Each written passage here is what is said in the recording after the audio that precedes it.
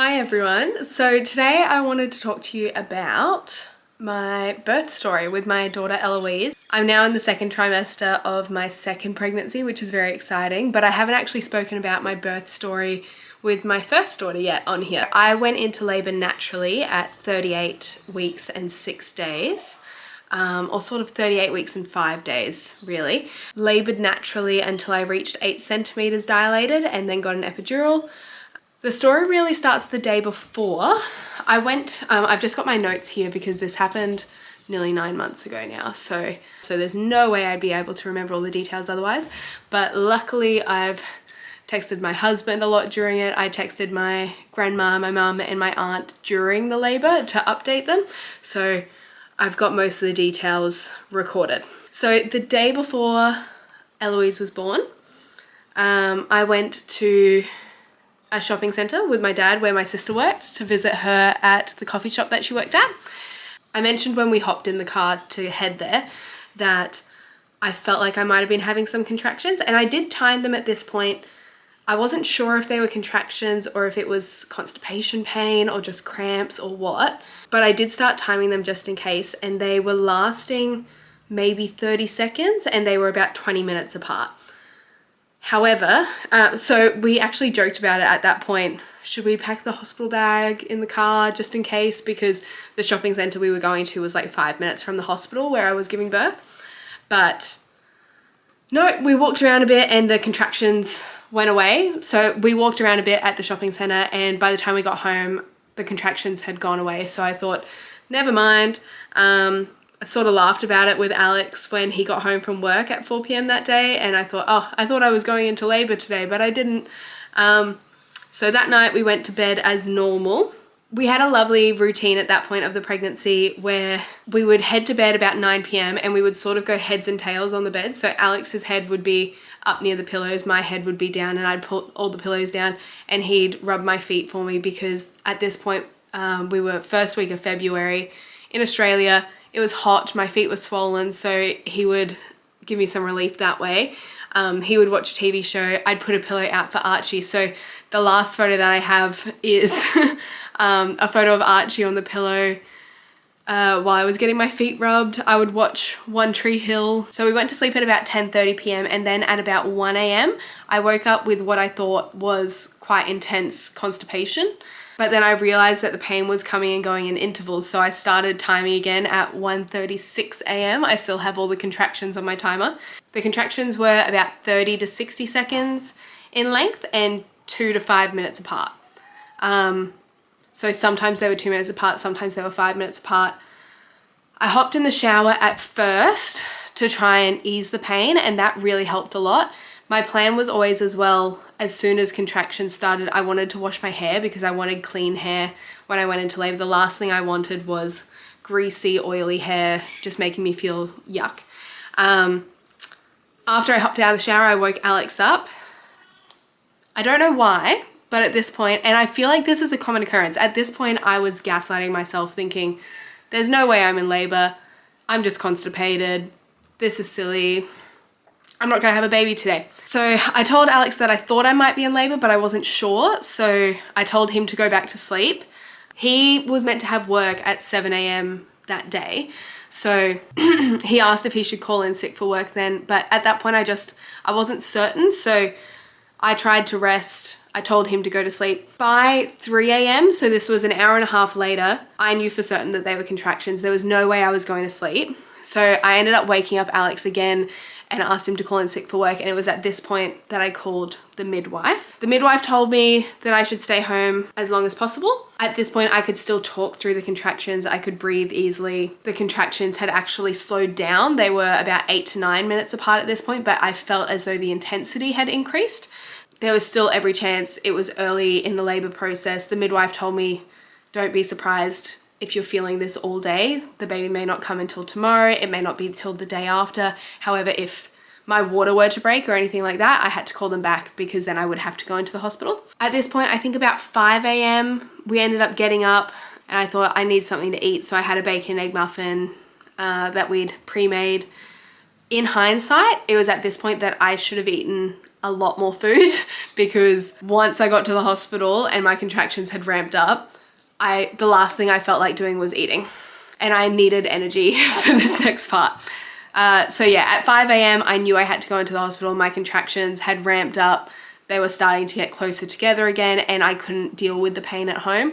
And I thought, worst case scenario, we'll go in, we'll get checked.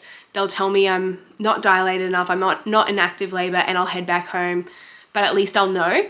We lived with my parents at this time because we were saving to buy a house. So I ran up to their bedroom to let them know what was going on and that we weren't going to be home anymore because we were having a baby. And we popped Archie, our dog, in with my younger sister to look after. So that was very handy. Now, what they say about contractions in the car is definitely true. They are worse. I found during contractions that I needed to sort of get up and bend over, and that really eased the pain in my back. And obviously in the car, you can't do that. So they were definitely worse. So we got to the hospital. We had to go through the emergency department because it was after hours, and I told Alex to leave the hospital bags in the car. I think we only brought one of our bags in. We had a bag for me, a bag for Alex, and a bag for the baby. I think we only brought the bag for me in at this point. And I told Alex to leave the rest in the car because I thought the midwives are just going to check me. I'm going to be 2 centimeters dilated and they're going to send me back home. I was still majorly gaslighting myself at this point. We got in, the midwife checked me, and I was 100% effaced, which meant that my cervix had thinned out completely. And I was 5 centimeters dilated. And what I'd sent to my grandma and my aunt and my mum to that group chat was that there were bulging membranes around the baby's head. That's what the midwife had said to me. So that the membranes are the waters that you hear about breaking. At this point, I remember saying to Alex and the midwife, if this is as bad as it gets, I'm totally going to be able to do this unmedicated. Well, it got a lot worse. That was at about 6:15 that they checked me, and they told me at 10:15 they would come and check me again, which was a little bit disheartening because I thought, if I've progressed this much in the last few hours, surely it's not going to take another 4 hours. I thought, no worries, I'll keep persisting. In those few hours, the contractions picked up so much and were so painful. I would say probably the last hour of that. This isn't the same for everyone, but for me, my contractions would sort of go up during the contractions, but they would never come fully down. So I hear a lot of people say to try and rest during the contractions. I didn't have that. Like, my contractions would amp up to 100 and they would only come back down to about 80. I wasn't getting a rest in between. Obviously, in between contractions, it wasn't as bad, so I got a rest in that sense, but it was not like I could lay down and breathe. I was still very, very stressed and in pain. I did try the gas and air at this point, but it just made my mouth really dry and I felt like I was gonna throw up having that, so I didn't end up using that. Or if I were to try and have an unmedicated birth with any future births, I would either try and do a water birth or just really stay in the shower as much as possible. We had a shower in our room at the hospital. It had a detachable nozzle and Alex would just pour that over my back, and that was the only thing that was giving me any form of relief. So we got to 10:15 and I said to Alex, if I am less than 8 centimeters, if I am less than 8 centimeters, I'm going to get an epidural now, because I knew that would be my last chance. So they checked me at 10:15 and said that I was between 7 and 8 centimeters, not quite at that 8. They told me at that point if I wanted to get an epidural, that was my last chance, and I took it at that point. I had been in so much pain for so many hours. Not that it needs justification at all, but I had always said plan A was unmedicated, plan B was epidural, and at that point I just thought it's not worth this pain. I don't want this to scare anyone because I had a really positive birth, but getting the epidural in was definitely the worst part for me. So it actually took 3 tries for the anaesthetist to get the epidural in. I was so far along that I kept contracting while they were trying to get the needle in, and you need to be completely still for them to get it because it's such a particular procedure. So when they were putting in, I kept sort of getting, I guess, a nerve twitch, and it kept making my right leg spasm. For Alex, he says this is the part that was really scary for him because I was yelling out to him to like make it stop. So they ended up having to put a little spinal block in order to get the epidural in. But once it was in, absolute magic. So the epidural was in by 11:15 because that's when I was messaging people. Instantaneously, I felt so much better. I had so much more energy. I suddenly wanted to eat, but now that I had the epidural in, I wasn't allowed to eat. When they put the epidural in as well, they put an IV in for fluids, and I had to stay in the bed because I couldn't walk because I had the epidural. For me, getting the epidural was the best decision I could have made at that point. It meant that Alex and I were able to get excited. We were able to chat to each other about baby names and just think about this new stage of life we were entering. I wasn't able to have any sort of enjoyment before that. I didn't have any breaks, as I said. Alex and I took some selfies and things at this point as well, and I was messaging my parents. I was messaging my family because I just felt so much better. Yeah, it was the best thing ever. At about 1 p.m, I had my waters broken because I wasn't progressing any further. The contractions had slowed right down, which is a risk of getting the epidural. I definitely could have waited a bit longer for this, and I feel like next time I might.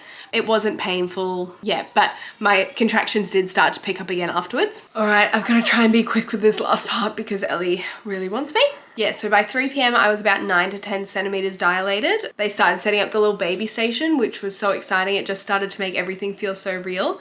At this point, I think it was, they put some Pitocin in my fluids. Again, they asked permission before this, before the water breaking, before everything. But they put some Pitocin in just to try and regulate my contractions because I had a bit of an anterior lip, which meant that it was going to be a lot more painful with me pushing. So they were hoping that I would dilate just that little bit further. Because at this point, my contractions were 2 minutes apart and then 8 minutes apart and then 1 minute apart and then 8 minutes apart. They just weren't regular.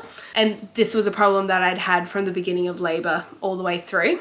So they put the Pitocin in, and within about 30 minutes, I dilated fully to 10 centimeters, and then the pushing started.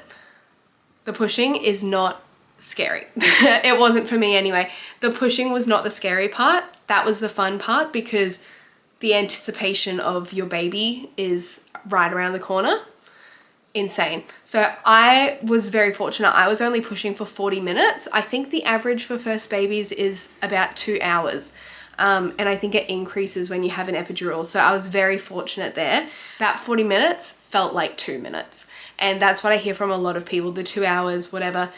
It feels so fast because the adrenaline, the anticipation at that point is just insane. After about 30 minutes of pushing, the midwives and I had both noticed that the baby would start coming out and then just pop back in, and then start coming out and pop back in, like start crowning and coming back in.